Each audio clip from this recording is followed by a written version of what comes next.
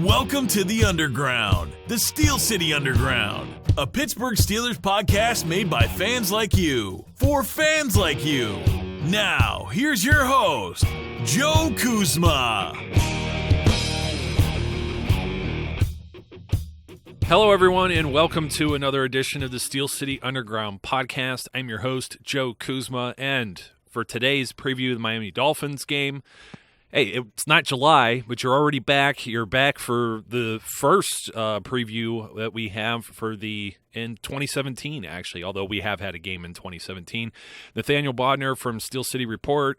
Nate Dogg, how's it going? It's going pretty good. How are you doing today? It's snowing out there, and they're saying it's going to be pretty bad. Yeah, it's going to be cold for Sunday, which, hey, you know what? That actually plays into the Steelers' favor, except for I remember a game 2-3 years ago where Mike Wallace came back to town with the Dolphins, and it started snowing in that game, and it didn't turn out so well for the Steelers then, so I'm hoping for a better result this time.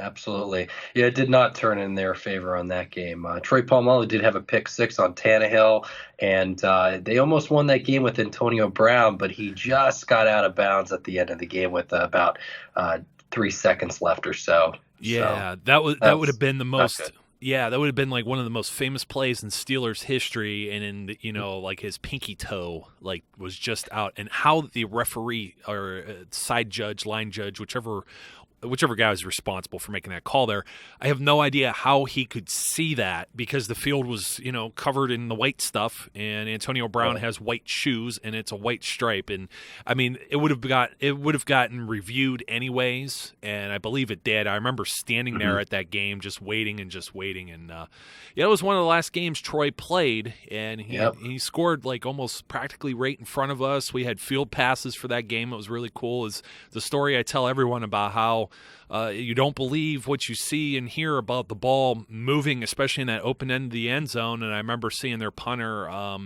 I'm trying to think because their kicker's name is Franks. I'm trying to think who the punter is for them. And he's practicing, and, I could almost touch the guy, and he's practicing out of the back of that end zone, and then they're kicking it the other way, and the ball just does some wacky things at Heinz Field. So it does, especially when it's snowing outside. Yeah, it's true. It's true. So actually, let's start with the weather. This is something that's very interesting. I don't have the original credit for it other than knowing Aditi Kikawala, who covers the Steelers for NFL Network. She had retweeted this, and it was actually the weather or the temperature of the games that the Dolphins played this year. All of October, they stayed in Miami. They didn't move. I've mentioned that many times here on the show, but just for anybody who wasn't aware, they played 4 straight home games and had a bye for one of the longest stretches of not going on the road, I think, in NFL history. I think only the Chargers had a longer streak of or a longer break, actually, the Chargers did. That was something different because they had a Thursday night game and a London trip and a bye or something all within 3 weeks, which was kind of wild, but they had a lot of time off there. They only played 2 games within 28 days or something ridiculous. Well, these guys, they played 4 straight games at home, so they went to Seattle. It was 61 degrees, 79 when they went up to New England, so it was nice and toasty up in the Boston area. 86 back at home, their first home game in week 3. 62 in Cincinnati, and then there's this streak of games in Miami. 88, 81 when the Steelers went there. 81, 80, 85 in San Diego, 63 in Los Angeles. Back to Miami for a brisk 79. They're probably wearing winter coats. 47 when they got just housed at Baltimore. And then 77 back in Miami. 35 playing in New Jersey. 38 in Buffalo. And then 80 again in Miami. So, yes, just all over the map. And I'm seeing, whoever wrote this must have, I'm trying to make out their handwriting. I didn't see. Yeah, I saw that on Twitter with Didi Kikobala retweeting that, like you said. And you know what I saw this morning, actually? The Miami Dolphins actually put their footballs in the freezer to prepare for the Pittsburgh Steelers weather, but they thawed out immediately because, It's pretty hot in Miami. During this time of year, it's a little bit colder, but it's nothing like over here up in Pittsburgh. So it's going to be a very big challenge for them. But they have beat Pittsburgh in the snow before, like we just said, in 2013. And in week 6, they put up a very big fight, and that was due to running back Jay Ajayi just carrying the load. He had, I believe, 204 yards. And it just was a complete, utter meltdown with the defensive front. Hayward was not there. Hargrave, he only played 59% of the snaps. Debo, 56% of the snaps. Bud Dupree was on IR. Shazier didn't play that game, so they had Vince Williams. And they normally say that Vince Williams is a run-stopping linebacker, a little bit better than Dupree, but he wasn't doing it. Ben got hurt in that game. It just was a complete, total disaster on the defensive side of the football. But I'm here to tell you today, and I know that you know this, Joe, this is a completely different football team. They're ready. Yeah, I was going to segue right into saying this game's going to be different for a multitude of reasons and not just the weather. But you're absolutely right.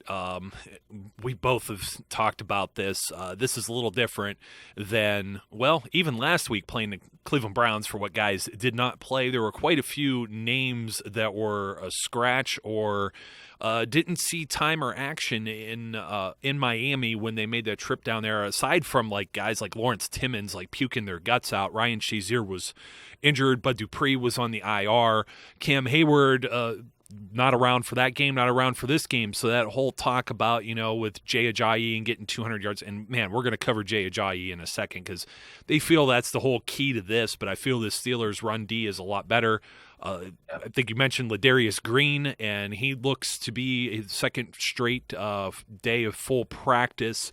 So once they get the Friday practice in, we'll hopefully see him cleared from the concussion protocol. Everyone that talks about it, well, Tomlin doesn't really talk about it, but Ben seems pretty confident, and everyone else seems pretty confident that he's going to be available. As you mentioned, really, some of these guys not installed as the starters yet. Artie Burns just cutting his teeth. Yeah. Javon Hargrave. He was filling in for Cam Hayward there in this game. This is early his first action as defensive end in that particular game. And, there's a lot of changes here. You had Jarvis Jones and Anthony Chiquillo as the starters at outside linebacker. So James Harrison, who's been playing all the snaps, Bud Dupree's been playing all the snaps recently. This is a completely different look. And the biggest piece, Robert Golden was the starting strong safety. Yes, Sean absolutely. Davis was only a special teamer. Sean Davis, pretty much since Sean Davis has been the starter, the Steelers have not lost. Huge impact there from our second-round rookie and our rookie MVP. Yes. Congratulations to him. He well deserved. It was a really tough class to pick an MVP of the team. You have Hargrave making his plays. Rookie Artie Burns, of course, the corner. I'm a big fan of him. 3 interceptions. He actually could have maybe 4 or 5 if he always wants to jump those routes and try to get a pick 6. And it did bite him in the butt against Cleveland. Terrell Pryor decided to go off a little bit at the end of the game, and that almost cost them. But it was a pretty good game on the defensive side of the football from Burns. He played pretty well, but he only played 70% of the snaps that first time around. Now that he's implemented as a starter, he's playing like 100% of the snaps. So that's a huge thing. His tackling was an issue, and now it's fixed. He's a very good tackler now. So everything on the secondary and on the defensive front, it's different, but it's better than what the Miami Dolphins played with the first time around.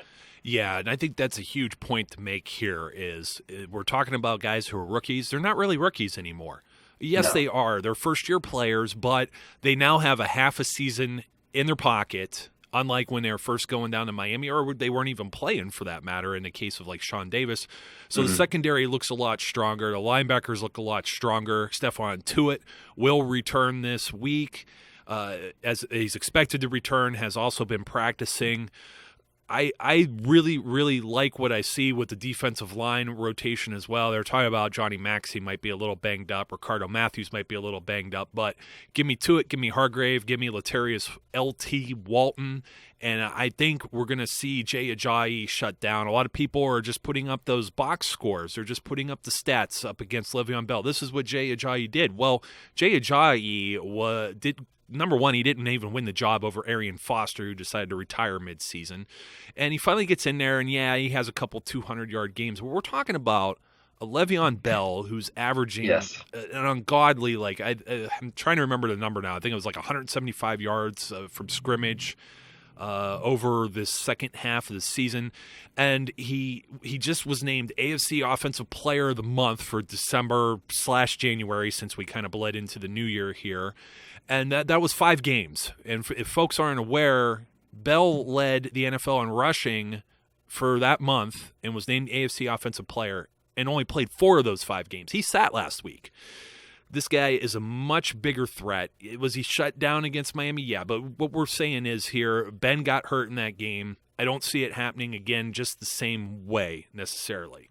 I would have to say, the practice reports, they come out every day and everything.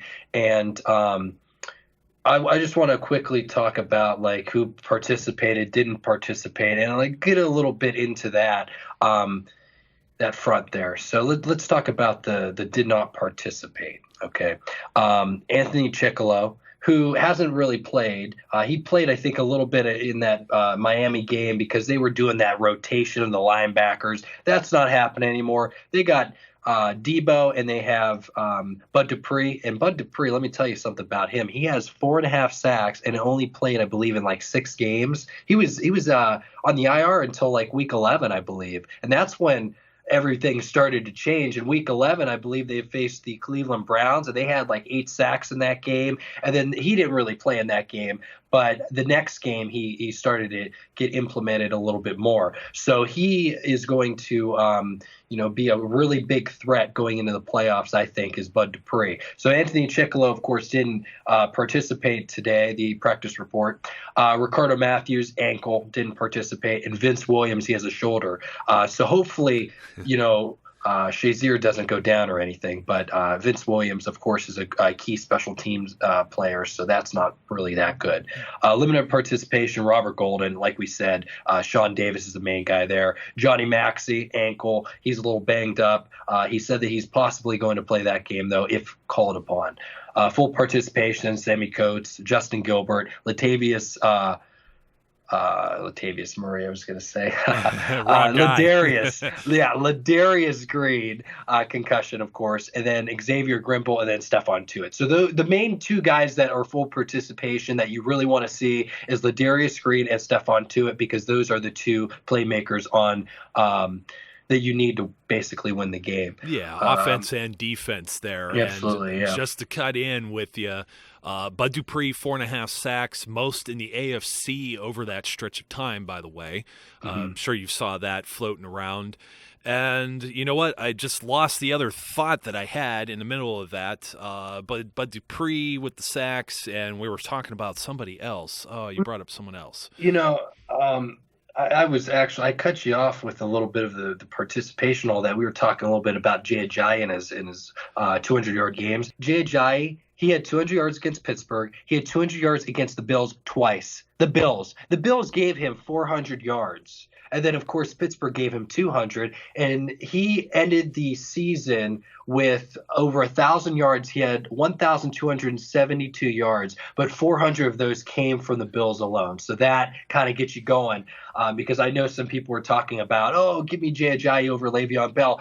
I don't believe that's very educated. Yeah, let's prorate what Le'Veon Bell did against the Buffalo Bills. 298 total yards. So we'll go with 4 short of him having 600 versus the 400 that Jay Ajayi got. Now, who do you really want there?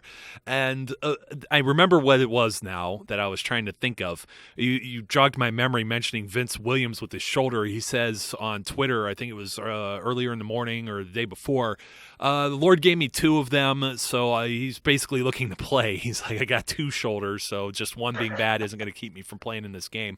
I was also able to find those numbers I was looking for with Le'Veon Bell is averaging 4.9 yards per play.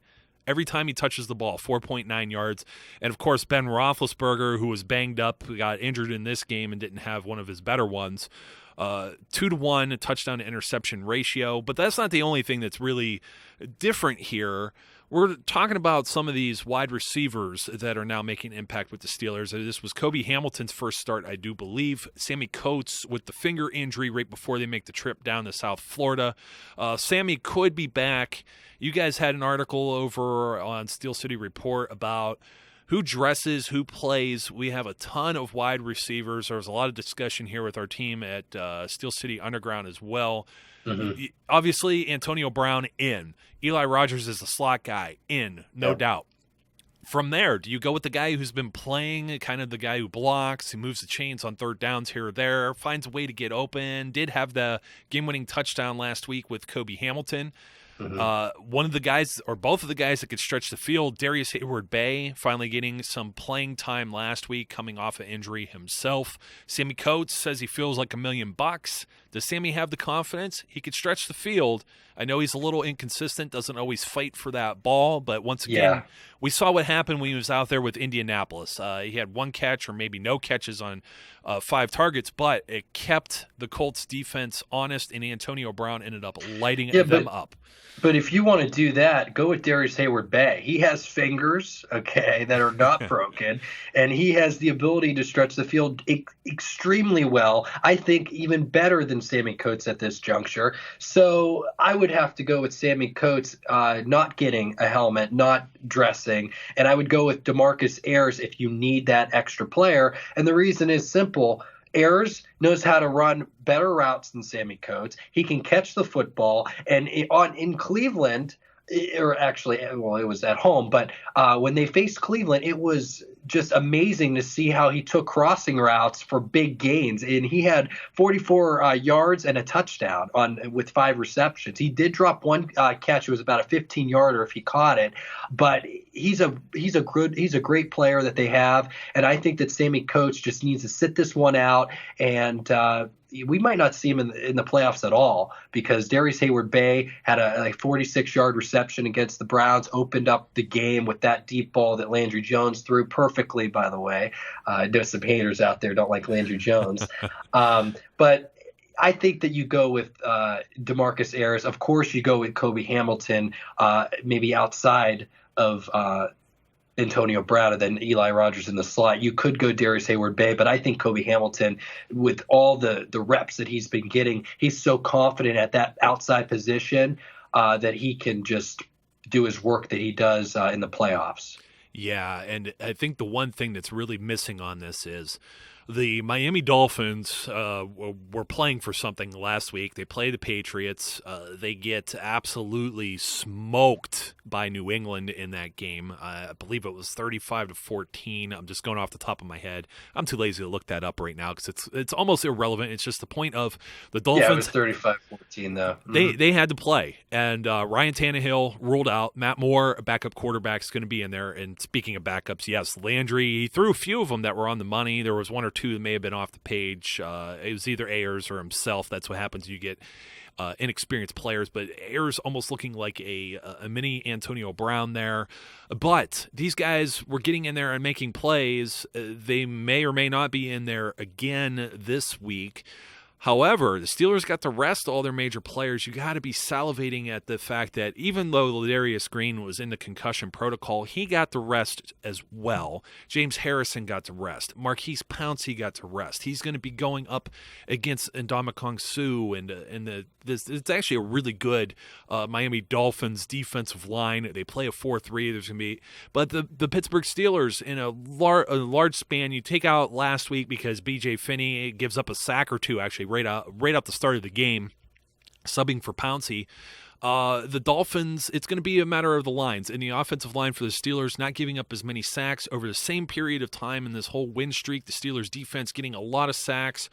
The Dolphins without their own Pouncey, the twin brother of our Pouncey, he's out. So they have actually a retread from Pittsburgh, a guy that the Steelers actually drafted, Craig Urbick, is going to be their center. He's experienced, but he's still a backup.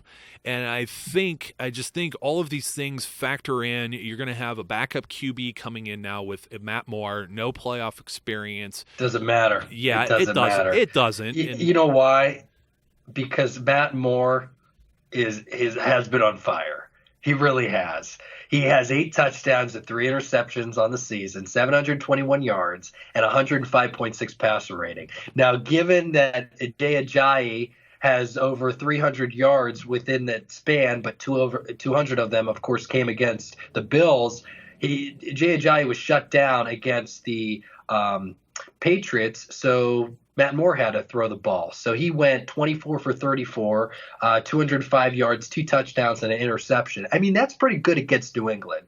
Landry Jones did pretty well against New England too, and he's a backup. But I don't know. I'm a little nervous about Matt Moore throwing the football, because even though he is a backup, he's a veteran that has been in the Dolphin system for a few years now. He knows what he's doing, but just a little bit scared with that. And of course that the Dolphins have a great wide receiver core with Jarvis Landry, Devontae Parker. Kenny Stills has that deep threat ability. He gets like a touchdown every week just going deep. He's like Taylor Gabriel of the Falcons. So you just have to kind of watch out for him. Well, yeah, Matt Moore, probably the backup quarterback that everybody would say that we want now, because I think we killed your phone battery and you had to jump in the conversation, so it's your own fault.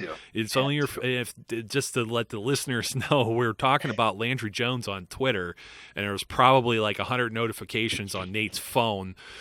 He's just saying, "Hey, can somebody cool it?" It's like, "Hey, it's not me. I don't have control over other people's Twitter accounts." But and speaking of which, we said Landry, he'd probably come away with the win last week or whatever, but Matt Moore has been solid despite all that, though. The Dolphins, they were slow moving. They were 26th in the league as far as passing yards per game. They are 9th in rushing. They're 17th in points scored. They're 18th in points allowed. And they're +2 on the year with takeaways and giveaways, and we're +5. So not the huge disparity there. But on defense, and believe it or not, they give up 40 more yards. Well, they're also depleted. We didn't get into their injury report, which we can in a second. I got that. They're 30th in rush D, and they're right in the middle of the pack as far as passing defense. So while they have the players, their leading guy, 2 forced fumbles, I think, and 4 picks for. Oh, let me pull it up here. Byron Maxwell. Yes, 4 I have that backwards. 4 forced fumbles and 2 interceptions. He's limited in practice. Their safeties, both of their starting safeties are injured. They got an uphill battle with their own secondary and trying to keep up. So if this does turn into a shootout, if you do see Ajayi running all over and Matt Moore on fire throwing the ball all over the place, don't panic. The Steelers here, we just said, have 5 solid wide receivers. They are going to have more than likely Ladarius Green back out on the field. They also have a healthy D'Angelo Williams backing up Le'Veon Bell. Le'Veon Bell making his postseason debut, has not played in a playoff game for the Steelers. This Steelers team is locked and loaded and ready for a playoff run. And that's a fact. You were talking about Byron Maxwell. Let's get into a little bit of the injury report for the Dolphins. He didn't participate today, and it's Thursday. I don't see him playing in this game. And if he doesn't play, that means Antonio Brown is probably going to be covered by Tony Lippett. And I feel bad for Tony Lippett. He has four interceptions on the season. I believe he leads the team, and he has 67 tackles. But let me tell you, he's a solid player, but he got picked on against the Pats. And that was because of the Julian Edelman 77-yard touchdown. It was just a simple, slant. That's all it was. But guess how he got destroyed? By Michael Floyd. He popped the crap out of him. It was insane. So he was down, and he's actually on the injury report, but he's a full participation, so he's probably going to play. But anyway, did not participate. You have one more. That's Ryan Tannehill. He's actually not going to play. It's going to be Matt Moore that's getting the start. So that's awesome for that. And it actually might not be awesome. Who knows? It depends on how this secondary does against a backup in Matt Moore. Limited participation. You got Jelani Jenkins. That's their linebacker. He has a knee injury.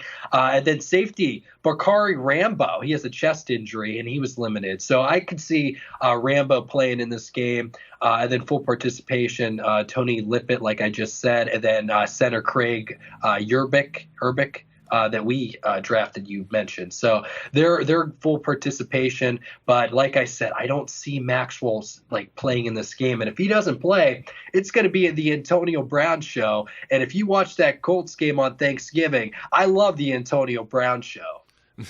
Yeah, and just, there was another thing that I noticed when I watched the Ravens game going back with all of our starters in there. We talk about all these wide receivers. I actually saw the Steelers for the first time in a long time just empty the whole backfield out. They hadn't been doing it much this year.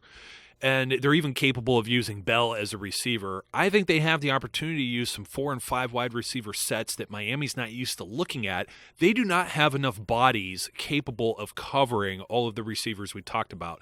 They also, we're talking about as far as linebackers. Now, Kiko Alonso is a solid linebacker, but what are you going to do? You're going to have to put a linebacker on a tight end. Jesse James is still capable, but Ladarius Green will be back. He's also capable of helping stretch the field with the seam routes and whatnot. This is a very scary matchup as far as the Steelers. I think Pittsburgh can put up 30-plus on them. They're at home. Crowd noise should not be a factor. In fact, Ben said, everyone in the stands, shut up when we have the ball. On defense, scream your heads off. And that's the way, I feel that way all the time. I don't understand. I watch I don't understand fans. I don't understand. And they need to it's common sense, Joe. It's common sense. When the offense has the football, you want them to do their best. You want them to concentrate, okay?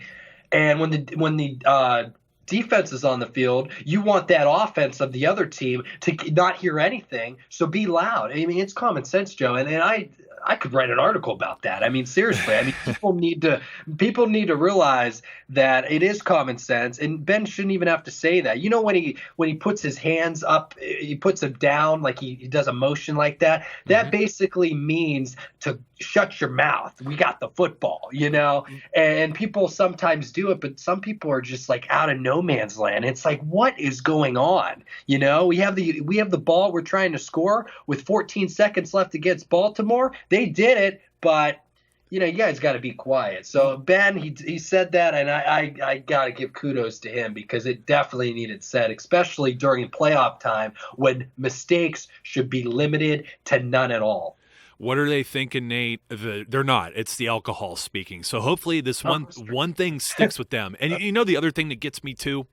Hey, fans, it's cool and all if the Dolphins come and line up at the line of scrimmage, you want to make some noise and you want to credit yourself with a false start. But how about doing some screaming when these guys go in the huddle? If they can't hear what's going on in the headset and they can't relay the information during that play clock's running, that is just as destructive as just waiting to scream when they get to the line of scrimmage and ready to snap the ball. And that's the way I've always felt about that. So quiet when Ben has the ball. Landry Jones even shushed him, I think, in the Browns game last week, which was kind of funny right there at the end. Yeah. What a legend, Landry, man. So, you know what? That's a whole other topic for a whole other time. They have the Steelers as a 10-point favorite. The Vegas line over and under is 47.